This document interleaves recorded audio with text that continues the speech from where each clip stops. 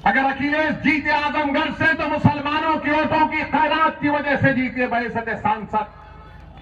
मेरे अजीज दोस्तों और बुजुर्गों, मुझ पर इल्जाम लगाने वालों, तुम्हारे एक एक इल्जाम का जवाब दे सकता हूं, तुम मेरे एक एक दलील का जवाब नहीं दे पाओगे। तुम मुस्लिम वोट को हासिल करते हो अपनी क़यादत को बनाने के लिए, अपने सियासी महल को तामीर करने के लिए।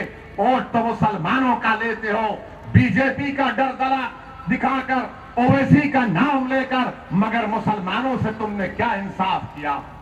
अभी इलेक्शन नहीं हुआ, अलीगढ़ में जनसभा जलसा हुआ, जयंत चौधरी डाइस पर है, वहां का जमीरुल्लाह एमएलए जैसा हाथ उठाए तो बीच में आए तो जयंत चौधरी साहब ने उसको ढकेल दिया। देखा ना आपने वीडियो? वो कितने लोगों को देखा? हाथ उठाओ। कैसा लगा आपको? अच्छा लगा? दिल को तकलीफ हुई? दिल को तकलीफ हुई नहीं हुई? किसने उसका जवाब दिया?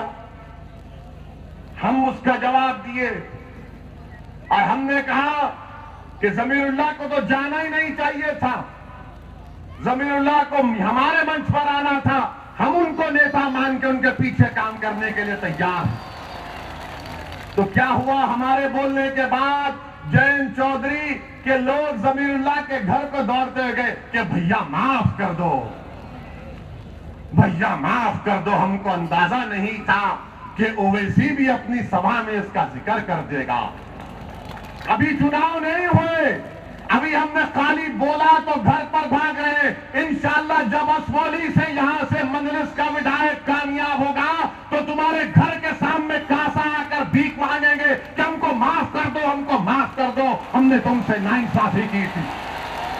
खाली एक तकरीर में हमने जुमला कहा तो जमीरुल्लाह के घर को चले गए और जमीरुल्लाह ने किसी से हमको फोन करके कहा कि ओवैसी भाई को सलाम बोलो, उनके बोलने से मेरा टिकट कंफर्म हो गया। चलिए, कुछ तो फायदा हुआ आपको, कुछ तो फायदा हुआ, मगर ये बताने के लिए कह रहा हूं कि आप अगर शऊर बेदार हो जाएगा तो आपकी ताकत का आपको अंदाजा नहीं है।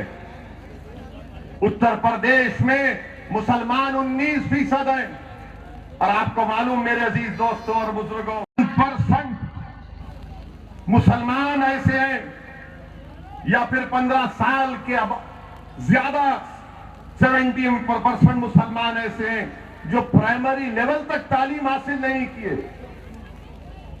आप बताइए कि आपके 415 गांव हैं असमौली में, कितने इंटर कॉलेज खोले गए? मोहतरमा विधायक तो माशाल्लाह, मैं उनको मुबारकबाद देता हूं, पिंकी यादव को, कि आपने असमौली के मुसलमानों को और दलितों को बता दिया कि आप सिर्फ यादवों का काम करती है, मुसलमान और दलित का काम नहीं करती है। आपका शुक्रिया। आपने ये 5 साल में बल्कि 10 साल में आपने दिखा दिया। मगर अब सुन लो समाजवादी के दलों, सुन लो मेरी बात को। कल तक तुम कहते थे कि कोई विकल्प नहीं है, कोई अल्टरनेटिव नहीं है। अब विकल्प के तौर पर एक मर्द मुजाहिद की पार्टी आपके दरमियान में लड़ेगी आपके लिए इंशाअल्लाह ताला। अब आपको डर कर नहीं, मैं तो असमौली के हमारे दलित भाइयों से भी हाथ जोड़कर अपील कर रहा हूं, आइए मजलिस का साथ दीजिए, मुसलमान और दलित मिलकर इंशाअल्लाह ताला असमौली से बीजेपी को कामयाब होने से रोकेंगे। समाजवादी नहीं रोक पाएगी यहां पर बीजेपी को, समाजवादी पार्टी यहां पर नहीं रोक पाएगी। मेरे अजीज दोस्तों और बुजुर्गों, फिर हम पर इल्जाम लगता कि हम फिरका परस्ती, भड़काऊ भाषण देते हैं। कौन सा भड़काऊ भाषण देते हैं? अगर मैं मजलूम की बात करूंगा, अगर मैं इंसाफ की बात करूंगा तो भारत के संविधान में तो यही लिखा गया है ना, राइट टू इक्वालिटी, बराबरी की बात फंडामेंटल राइट है। एक को फोन गया तो उन्होंने कहा मैं कुछ नहीं कर सकती, मार खाओ, मैं कुछ नहीं कर सकती। जब हमारे बुजुर्ग पर लाठी पड़ रही थी उनको जोत कोप किया जा रहा था, मारा जा रहा था। जब आप ऐसे वक्त में मदद करने नहीं आए, अब चुनाव आएगा तो बोलेंगे दे दो बाबा अल्लाह के नाम पे हमको वोट दे दो। अरे ये तो क्लासिफाइड भिखारी है ये लोग। दे दो बाबा अल्लाह के नाम पे दे दो, सेकुलरिज्म के नाम पे दे दो बाबा, बाबा दे दो हमको, हमें छोड़ दो, हम माफ कर दो, हम आपके पैर छूते हैं। और मुसलमान जज्बाती है, वो देख के बोलेगा यार आंसू निकलता है ना, हमको जज्बात में आ जाते हैं। माशाल्लाह से इतना गोश्त खाते हैं कि जज्बाती हो जाते हैं। और खाना भी चाहिए, प्रोटीन ताकत बनती है।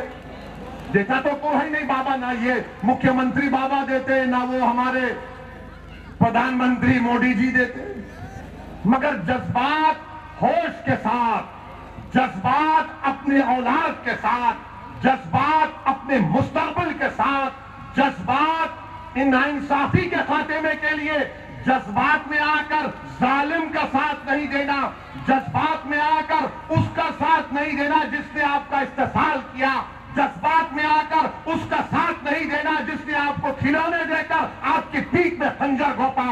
जज्बात के साथ अपनी पार्टी मजलिस को कामयाब करिए, ये सही जज्बात है। मेरे अजीज दोस्तों और बुजुर्गों, फिर यहां पर हमको यह भी दिया गया